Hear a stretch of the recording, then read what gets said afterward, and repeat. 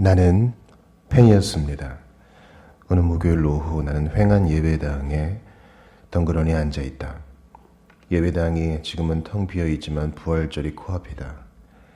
부활주일이 되면 3만 명이 넘는 인파가 몰려올 것이다. 그들에게 무슨 말을 해야 할까? 도무지 생각이 나지 않는다. 멋진 설교를 전해야 할 텐데 부담감이 이만저만이 아니다. 빈 좌석을 둘러보며 머리를 쥐어짜본다. 하지만 영감이 떠오르기는커녕 이마에 땀만 송골송골 맺힌다. 땀을 닦고 고개를 푹 숙인다. 좌중을 단번에 사로잡는 설교여야 할 텐데. 크리스마스와 부활절에만 교회를 찾는 사람이 적지 않다.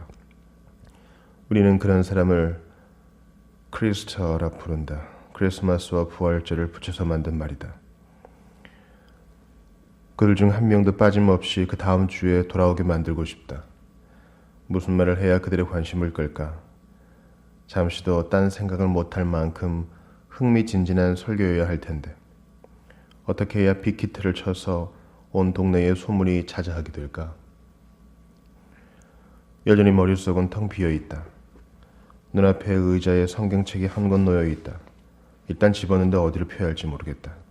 평생 성경을 공부했지만 크리스터들의 탄성을 자아낼 만한 구절이 도통 생각나지 않는다. 코올리기 시절처럼 하던 방식으로 성경을 아무데나 펴서 눈에 들어오는 구절을 택할까? 문득 궁금해진다. 예수님은 많은 무리 앞에서 무엇을 가르치셨을까? 이 질문에 대한 답은 나의 삶을 송두리째 바꿔놓았다. 설교자로서만이 아니라 그리스도의 제자로서 내가 걸어온 길을 밑바닥부터 다시 훑어보는 계기가 되었다. 곰곰 생각해보니 예수님은 오히려 대중이 듣기 싫어하는 메시지를 주로 전하셨다. 나는 서둘러 요한복음 6장의 한 부분을 읽어 내려갔다. 예수님의 메시지를 들으려고 사방에서 몰려든 사람들이 인산인해를 이루고 있다. 좋기 5천 명은 넘는다. 치유의 기적과 기상천외한 가르침에 관한 소문이 전국 방방곡곡으로 퍼져나간 바람에 예수님의 인기가 하늘을 찌르고 있다. 이 5천여 명은 예수님을 응원하겠다고 달려온 무리다. 하루 종일 집회가 진행되자 슬슬 군중들의 배에서 꼬르륵 소리가 들리기 시작한다. 예수님의 제자들을 불러 사람들의 시장길을 해결할 방도를 물어보신다.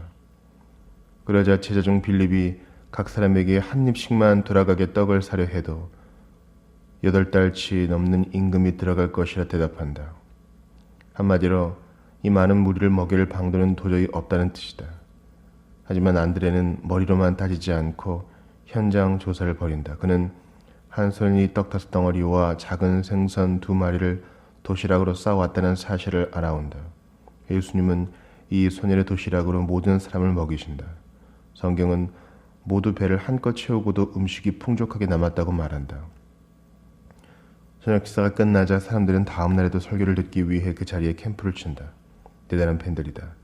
이튿날 잠에서 깬 사람들은 또다시 줄인 배를 움켜쥐고 두리번거리며 예수님을 찾는다. 그들에게 예수님은 공짜 식권이나 다름없다. 하지만 아무리 둘러보아도 그분이 보이지 않는다. 그들은 어제와 같은 기적을 기대하고 있다. 하지만 예수님과 제자들은 이미 호수 건너편으로 떠난 뒤다. 팬들이 겨우 예수님 일행을 따라잡았을 때는 배가 고플 대로 고픈 상태다.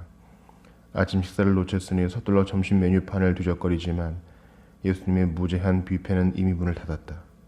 예수님은 더 이상 무료 샘플을 나눠줄 생각이 없으시다. 26절에서 예수님은 무리에게 싸늘하게 말씀하신다. 내가 진실로 진실로 너희에게 이르노니 너희가 나를 찾는 것은 표적을 본 까닭이 아니요 떡을 먹고 배부른 까닭이로다.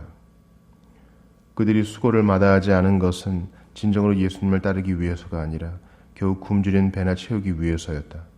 그들이 원한 것은 예수님이었을까?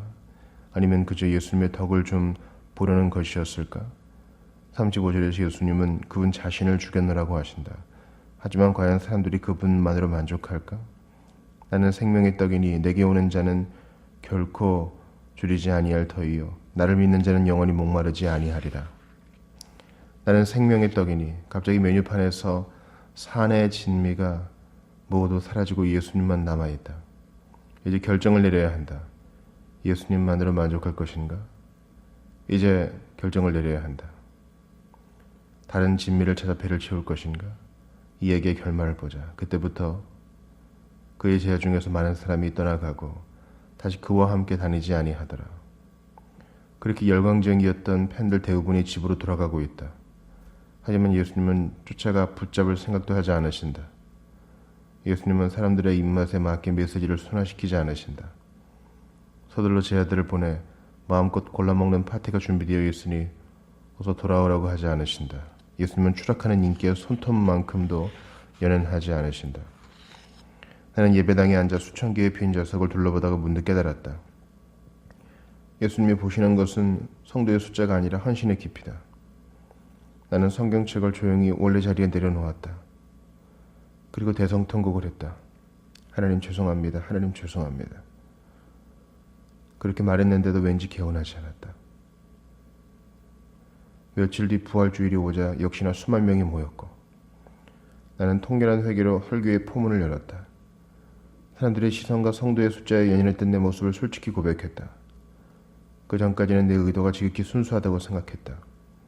예수님을 최대한 매력적으로 보이려 했던 것이 무슨 잘못인가? 그래야 더 많은 사람이 영생을 얻기 위해 그분을 찾아오지 않겠는가? 나는 사람들에게 예수님을 선물로 제시하고 싶었다.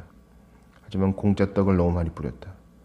그 바람에 복음이 싸구려로 전락하고 말았다. 예를 들어 첫 딸이 22살이 되었다고 해보자. 딸은 결혼하고 싶어 안달이 나이다. 나는 어떻게든 딸의 소원을 들어주고 싶다. 그래서 신문에 신랑감을 찾는다는 대문짝만한 광고를 내고 주변 모든 사람에게 중매를 부탁한다. 심지어 값비싼 선물도 경품으로 내건다. 하지만 이렇게 하면 딸의 가치를 떨어뜨리는 게 아닌가? 마치 딸이 결혼을 못할 정도로 못났으니 아무나 와서 데려가라는 것처럼 보인다. 실제 나라면 절대 이렇게 하지 않을 것이다. 신랑 후보의 기준을 최대한 높이 잡을 것이다. 뒷조사를 하고 거짓말 탐지기까지 동원할 참이다. 신랑 후보들은 장문의 지원서를 작성해야 할 것이다. 신원을 철저히 확인하고 몰래카메라도 설치한다. 누구든 우리 딸과 결혼하려면 목숨까지 내놓을 각오로 덤벼야 한다. 입에 발린 사랑 타령으로는 어림도 없다. 지금까지 나는 제자의 길을 최대한 매력적이고 편안하고 편리한 길로 포장하려고 했었다. 그래야 더 많은 사람이 제자의 길로 동참할 것이라 여겼기 때문이다. 하지만 이제는 미안하다고 말하고 싶다. 물론 회개로 시작하는 책이라니 좀 이상할 것이다. 그렇다 해도 솔직한 고백은 필요하다. 이제부터 소개하고자 하는 길은 내가 내내 걸어온 길이며 앞으로 계속해서 걸어갈 길이다. 이 길은 결코 쉬운 길이 아니다. 그냥 무리에 휩쓸려가는 편이 훨씬 더 편안할 것이다. 그냥 보통 프롤로그에서는 책을 계속 읽고 싶도록 흥미를 끄는 내용을 담는 것이 기본이다. 이왕이면 유명인이 칭찬 일색에 서문을 써주면 금상첨화다. 저자 자신이 프롤로그를 쓰더라도 어떻게든 책에 대한 호감을 높여야 한다. 그런데 이 프롤로그는 어떤가? 아무래도 호감을 사지는 못할 것 같다. 오랫동안 잘못된 길을 걸어온 사람의 후회가 책의 신뢰성을 높여줄 리 만무하다. 하지만 분명히 말하건대 이 책은 단순한 정보를 담은 책도 아니요 어느 목사가 쓴 성경 주석서도 아니다. 이 책은 겨우 공짜 식사나 얻어먹으려고 예수님을 찾아왔던 요한복음 6장의 무리 중 한 명이 쓴 책이다. 하지만 나의 작은 바람은 당신이 이 책을 읽고 예수님을 따르는 것이 어떤 의미인지를 깨달았으면 한다. 이 책에서 나는 용서보다는 회개를, 구원보다는 항복을, 행복보다는 실패를, 삶보다는 죽음을 더 많이 이야기하려고 한다. 편안하고 안전한 길로만 예수님을 따라갈 수 있는 방법을 알고 싶다면 번지수를 잘못 짚었다. 오해하지는 않았으면 좋겠다.